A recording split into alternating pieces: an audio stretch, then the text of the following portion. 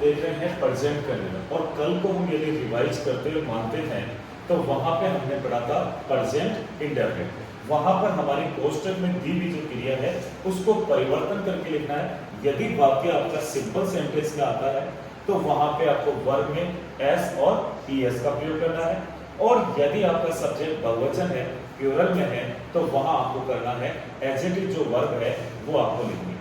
यदि उसी के अंदर यदि हम बात करें सिंपल सेंटेंस में या पॉजिटिव के हैं, असर्टिव के हैं, उसी के अंदर यदि आपका नेगेटिव सेंटेंस है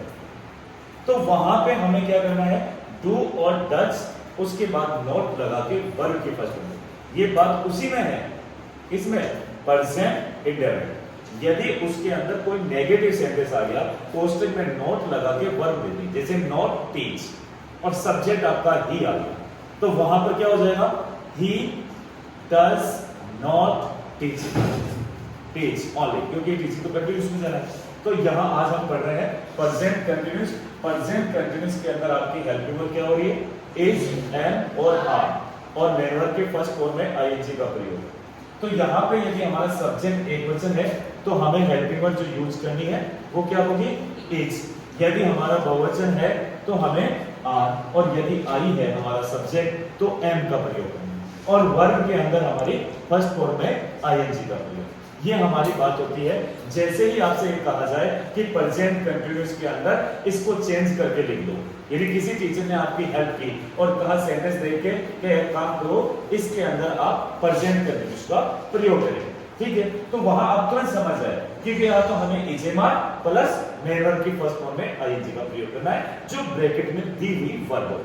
राइट। उसके बाद हमने यहां लिखा पहला नियम इसमें कह रहा है कि action continue presently eight the time of speaking. ये हिंदी में नहीं था इसलिए मैंने नहीं लिखा, इसको हमको डायरेक्ट समझना अंग्रेजी में। यानी कि ये कहना चाहता है कि आपका ये जो प्रेजेंट कंटिन्यू जो कि आपका eight the time of speaking हो रहा है, यानी कि वह कार्य जो आप लगातार कर रहे हैं, जैसे कि मैं आपको 4 से 5 भी पढ़ा रहा हूं, 5 से 6, 6 से 7, रात हो गई, दिन हो गई, वो सारा जो कार्य हो रहा है वो eight the time of speaking में हो रहा है। किसमें हो रहा है, eight the time of speaking में हो रहा है, उसे ही कहा गया है। अब यहां पर दो तरीके से आप देख सकते हैं, एक तो हमारी एडवर्ब के माध्यम से हम पहचानते हैं सेंटेंस को, दूसरा सेंटेंस के भाव से देखते हैं। दो तरीके से हम वर्ब का प्रयोग करते हैं, या तो हम सेंटेंस के अंदर क्या देखेंगे, या तो उसका भाव हमें पकड़ना होगा, और या फिर हमें एडवर्ब से पकड़ना होगा। यहां सेंटेंस के अंदर दोनों बातें थी। यहां पर स्टूडेंट्स आर, यानी कि स्टूडेंट्स बहुवचन होने के कारण यहां आर हो गया, और मेन वर्ब की फर्स्ट फॉर्म में आईएनजी का प्रयोग, और वर्ब आपकी थी वर्क, ठीक है, वर्किंग हार्ड, और ये आपका नाउन हुआ था, एडवर्ब हो गई, यानी दीस डेज, यानी कि students are working hard these days. दूसरा इसी का था, at the time of speaking नहीं हो रहा बट रेगुलर प्रोसेस में हो रहा है, यानी कि आपका eight the time of speaking नहीं हो रहा, यानी कि eight the time of speaking की यदि हम बात करें तो जैसे कि वर्तमान में जो मैंने कहा था कि 4 से 5, 5 से 6, 6 से 7, नहीं, अब ये तरीका नहीं। अब तरीका क्या होता है, प्रोसेस, यानी रेगुलर प्रोसेस कैसे हुआ, यानी कि 4 से 5 आपको पढ़ाया, फिर आपको छोड़ दिया, नेक्स्ट डे जैसे ही आपके 4 बजे और हमने वापस से आपको ग्रामर पढ़ाना शुरू किया, यानी कि फिर नेक्स्ट डे यानी 5 बजे आया, आपको छोड़ दिया, उसके बाद में वो क्या हुआ, यानी कि eight the time of speaking नहीं हो रहा, लेकिन वो हमारा रेगुलर प्रोसेस में हो रहा है। जो कार्य आप रेगुलर प्रोसेस में कर रहे हो या eight the time of speaking कर रहे हैं, तो वहां हमारे कोष्टक में दी हुई जो ब्रैकेट में वर्ब है उसके अनुसार जो आपके या तो इज, एम और आर, और मेन वर्ब की फर्स्ट फॉर्म में आईएनजी का प्रयोग करना है। ये दोनों कंडीशन आपको देखनी है, चाहे वो हमारा eight the time of speaking हो रहा या फिर हम दूसरे तरीके से कहें कि यहां पर एक रेगुलर प्रोसेस में हो रहा है, यानी दोनों कंडीशन के अंदर हमारे ब्रैकेट में जो दी गई वर्ब है उसके अंदर हमें इजेमा प्लस मेन वर्ब की फर्स्ट फॉर्म में आईएनजी का प्रयोग करना होगा, राइट ना। अब इसके बाद हम आगे चलते हैं, यही इसका उदाहरण दिया, Ravi is learning English grammar. अब नेक्स्ट की तरफ, अब तीसरा हमने लिया परिस्थिति परिवर्तन के सूचना के क्रम, यानी कि परिस्थिति परिवर्तन क्या है, जैसे कि हम देखते हैं आजकल वनों की कटाई हो रही है,